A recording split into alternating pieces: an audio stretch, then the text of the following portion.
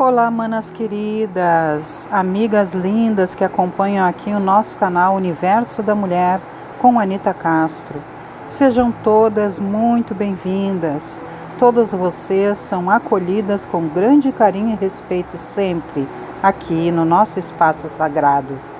Minhas amadas, aqui quem vos fala é a sua amiga, a sua companheira de todos os dias, Anita Castro.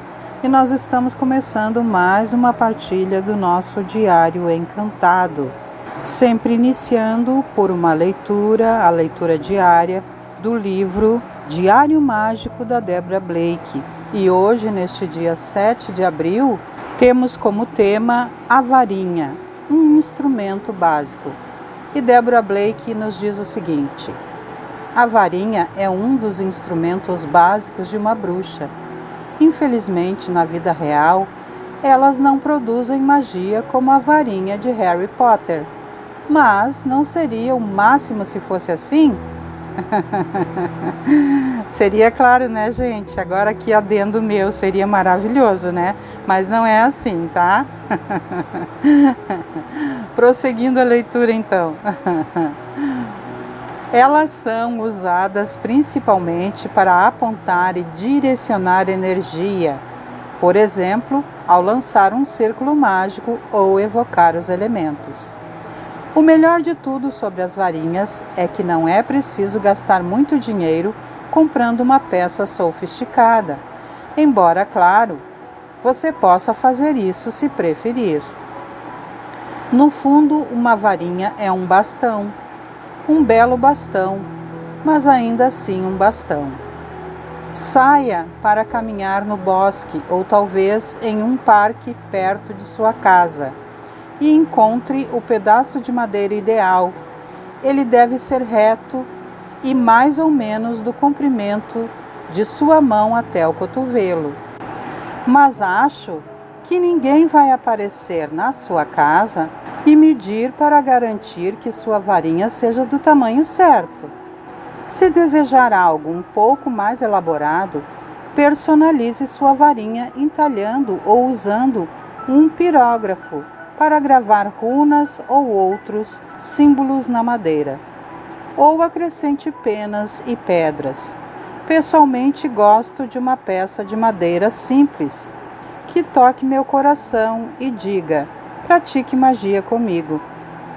E a sugestão mágica desta partilha de hoje é: faça sua primeira varinha.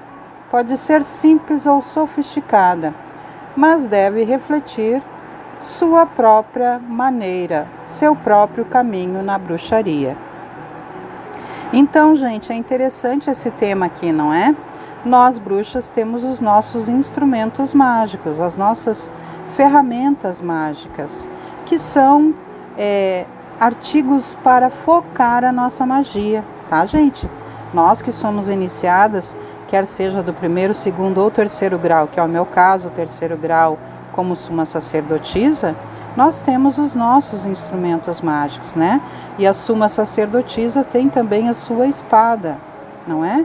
Que é a extensão da sua magia e tem todo um significado que não vem ao caso hoje aqui nessa partilha. Mas as varinhas mágicas, na minha tradição do clã Naquailibandia, nós temos como o símbolo das fadas, tá? É o símbolo da energia das fadas. E ela tem mais ou menos essa medida que a Deborah Blake falou, né? Todos os nossos instrumentos que tem madeira, como a vassoura no caso, que não é um elemento que é medido, mas também é de madeira, não é?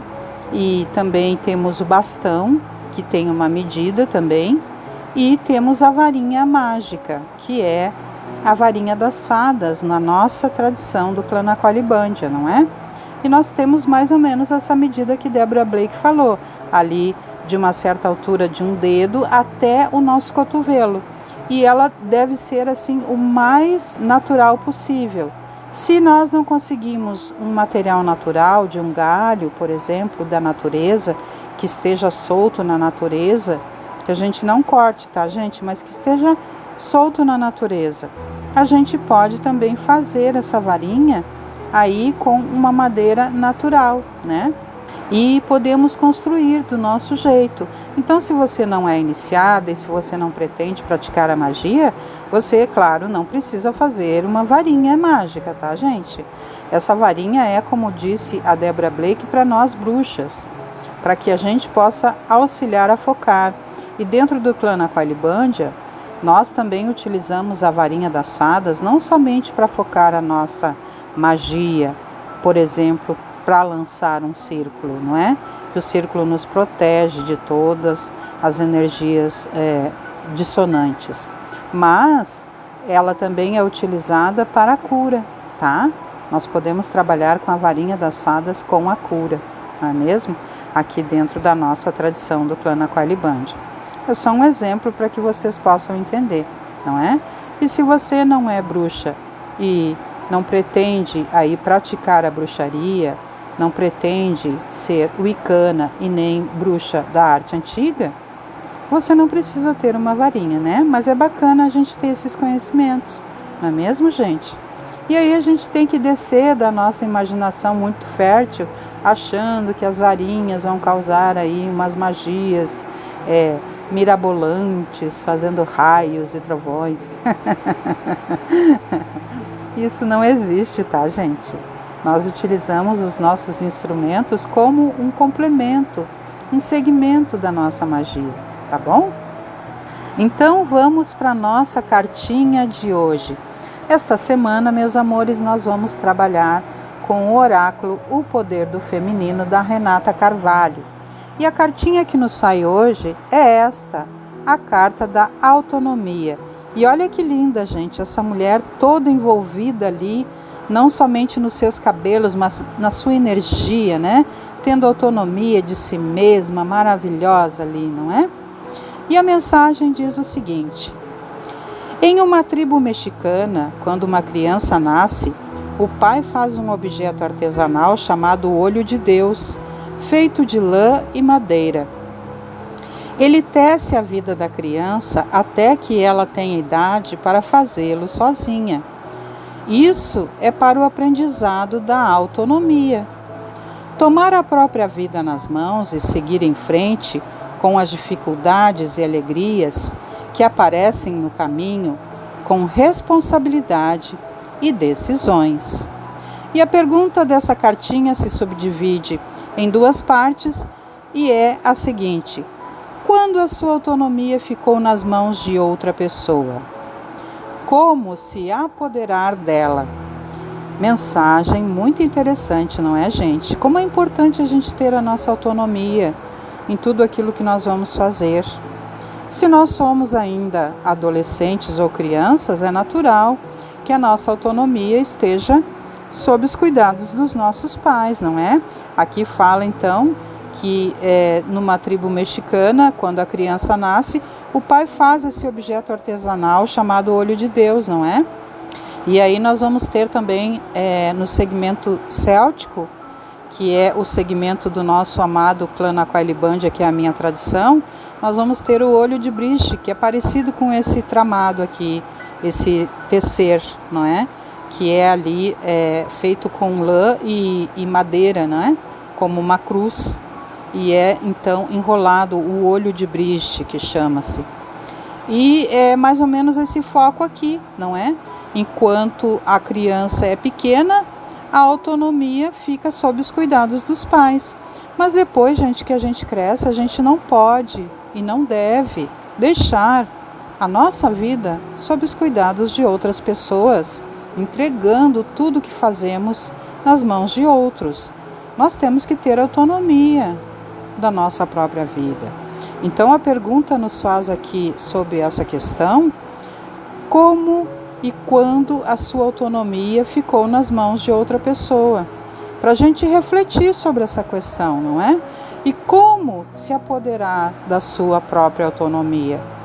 Como retomar o seu caminho? A gente precisa aprender a dizer não nas situações e na vida, né, gente? Aprender o convívio com o melhor para nós, sem ofender as pessoas, mas seguindo o nosso próprio caminho, não é mesmo? E assim, então, para nossa reflexão, deixo esta cartinha esta mensagem linda que recebemos, com uma partilha maravilhosa que tivemos também sobre a varinha mágica, sendo um instrumento básico, um dos instrumentos básicos de nós bruxas. E vou então assim concluindo, meus amores, desejando que nossa Mãe Divina, em todas as suas faces, sempre, sempre, sempre continue nos abençoando e que nós tenhamos consciência elevada para que busquemos essa reconexão com o nosso sagrado feminino, sempre nos conectando também a outras manas pelo mundo, para que possamos espalhar essas bênçãos da Mãe Divina, que nos conta conosco e também que vive dentro de nós e em todas nós e em todos os seres. Um beijo, minhas amadas, e tchau, tchau. Até amanhã.